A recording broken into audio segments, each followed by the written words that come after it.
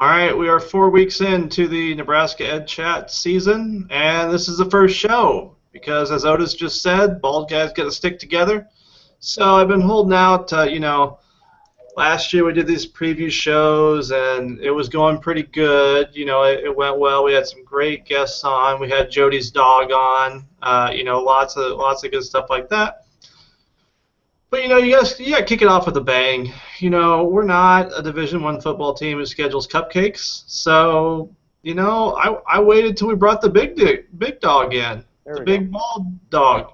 So, Otis, would you mind introducing yourself to the millions of people who will watch this preview show? Yeah, exactly. And I even dressed up for the event today. I got a tie on and everything, so hey, I'm ready to go. Step up your game, buddy. I know, I got to. I'm going to raise the bar for everybody else after this. The only thing is I don't have a Cleveland banner behind me, so even though they did lose to the Royals last night. So I'm Otis Pierce from ESU 7. I'm the Technology Integration Coordinator here as we get Chief Wahoo in the background. I just go out to schools, help schools integrate technology into the classroom. Moderated Nebraska Ed Chat before, been one of Josh's guests on here as well before. So looking forward to this week's Ed Chat. And I did not introduce myself because, like a good host, why would I actually do that? Yeah. Josh Allen, back for my second season as Nebraska Ed Chat preview host. I do sincerely apologize to the first 3 weeks. We had Heather Callahan 1 week, and Craig Badura and Mick Bossy out in Kearney, Mark Johnson, and Cynthia Stogdill. We did attempt to do a preview show, and it didn't work. So, first of all, my apologies to them for not getting things going. And I suppose Mr. Badura is bald too, so I don't know that our idea about why we're starting this late. I appreciate you throwing me the bone there, but I don't know that it's going to work. Well, let's go bald and facial hair. There we go. Yeah, he can't grow facial hair, so there we go. So tomorrow night, Nebraska Ed Chat, Wednesday nights at 8 p.m. Central Standard Time. We're going to talk a little bit about blended learning. And you mentioned, in your role with ESU, you are out and about with the different schools. So what are some things that you are looking for, or looking to provoke in conversation in regards to blended learning tomorrow night? Well, I think it's just getting that terminology of blended learning out there. People may see it as, flipped learning. Well, flipped learning could be considered blended learning. Yep. I share an office with Beth Kubish, who is one of the 3 co-chairs of the Nebraska Blend Ed statewide initiative, along with Linda Dickinson from LPS and Craig Hicks out at ESU 13. Most of the questions are coming from them tomorrow night, kind of seeing what's going on. I volunteered to moderate this. So I think some of it is just, what is blended learning? What does blended learning look like in the classroom? It's going to look different in every classroom. And I think looking at the definition of blended learning, it's kind of looking at how are the students taking control of their own learning, irregardless of, being actually in a school, looking at learning with regards to time, pace, place, and path. Student taking control of their learning over time. It can be a combination of face-to-face, which could be a Google Hangout like we're doing right now, or distance learning, or in the traditional classroom, and some component of online learning. There are some teachers that are already doing that. A lot of the distance learning teachers are already doing that are doing distance learning courses, but it's just called distance learning. It is blended learning. Why not do that as professional development? Some of the professional development we do are Twitter chats or Nebraska Ed Chats, but then going and meeting people at Ed Camps, Ed Camp Omaha, March 21st. I'll put that plug in for you, Josh. Can be considered blended learning. So it's one of those things that, what are teachers doing now? What does it look like? And it's going to be different for everybody else, and seeing what kind of content is out there for teachers to use. And one important thing that you mentioned is the difference between flipped learning and blended learning, or flipped classroom and a blended classroom. Learning and classroom are somewhat interchangeable, but blended and flipped are, there can be some significant differences between those two.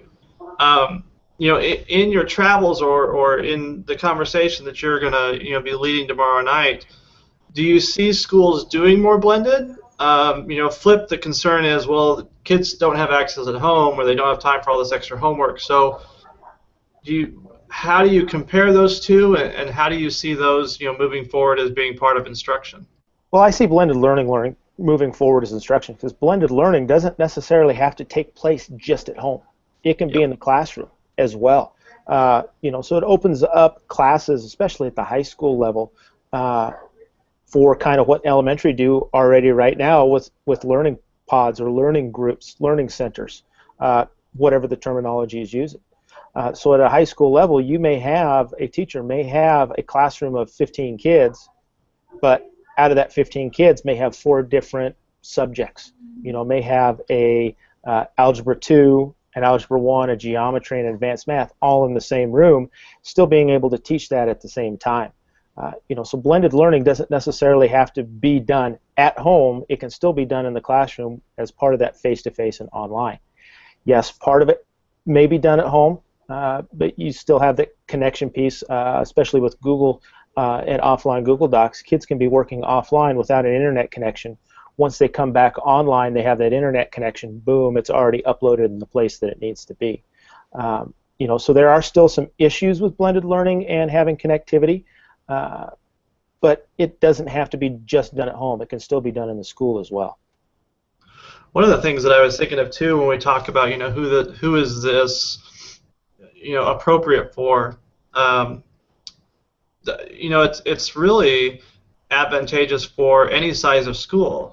Would you agree? Because even smaller schools in Nebraska, they have a longer drive, so they have there is opportunity there for some of that stuff to be taking place, and also you mentioned a teacher at the secondary level that has multiple classes maybe going on at a time. It provides for some more diversity in what you can offer.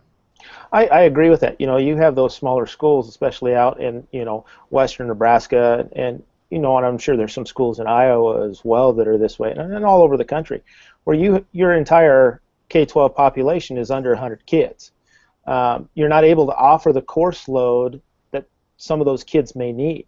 Well, why not take a blended learning class from a teacher in Kearney out in Banner County, say out in Harrisburg? Why can't that student take a chemistry class from the teacher at Kearney Public? Yeah. Who's to say that can't happen? Who's to say a student in LPS can't take a class from somebody clear out in Chadron if it's not offered and they really, really want to have it? So that opens up that blended opportunity piece.